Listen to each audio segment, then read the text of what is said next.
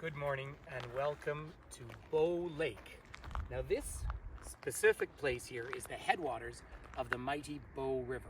Now it is forming principally off the Bow Glacier, which is one of the glaciers flowing off the Wapta Icefield.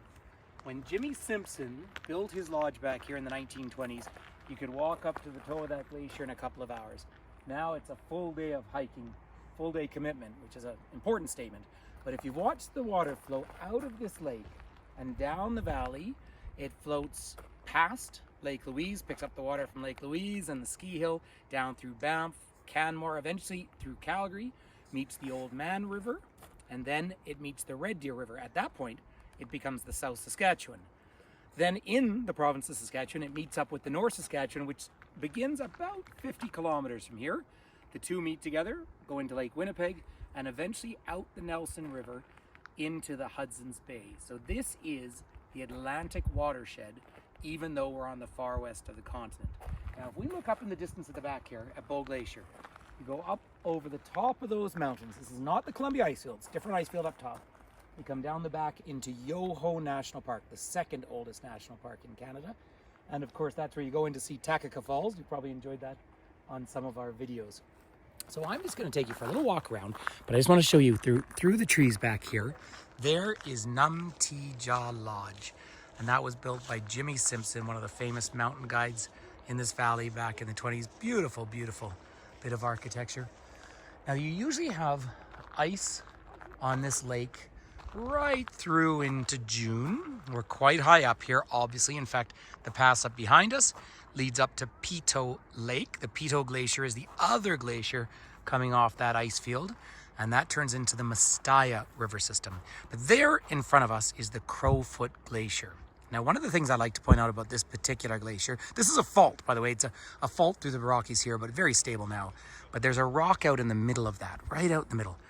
I didn't see that till about 13 years ago, and that's as the glaciers have been receding. Now, all the glaciers are receding, and they're receding rapidly, which is, of course, a great concern. And it is specifically to people here in the Canadian prairies, one of the great bread baskets of the world. And that is because, of course, the Canadian prairies are high desert generally, so the agriculture is very dependent upon irrigation. Well, it's all of this snow and glacial melt which really creates the water systems for that irrigation across the Canadian prairies. So there's a lot of research goes into the glaciation around here. I'm not interested in entering any debates about climate change. The climate is changing. This is a matter of fact.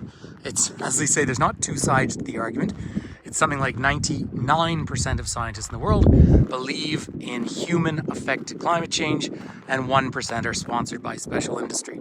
So that's a reality, and we are one of the test subjects for that. Setting aside that very arduous and alarming fact, this is also some of the most gorgeous scenery in the world, certainly in my opinion. I'm on the Icefields Parkway. Of course, this road was a make-work project in the 1930s. Until that point, you could only get up here and camp out at Jimmy Simpson's lodge. Pretty fantastic.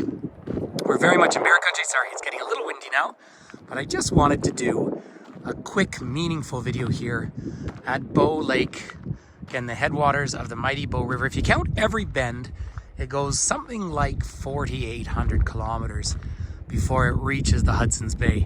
And basically, from this apex point in our continent, more or less, it's a gentle down, well, not even that gentle, but a slope down through Alberta, Saskatchewan, and Manitoba. And of course, historically, if you traveled in North America, if you weren't going by horseback, then you were traveling first by water, then by train, then by car, and then by plane. And there's the route south to go down. You don't see it from here, but Temple Mountain and the Lake Louise area, and that's where you meet up with the Canadian Pacific Railway.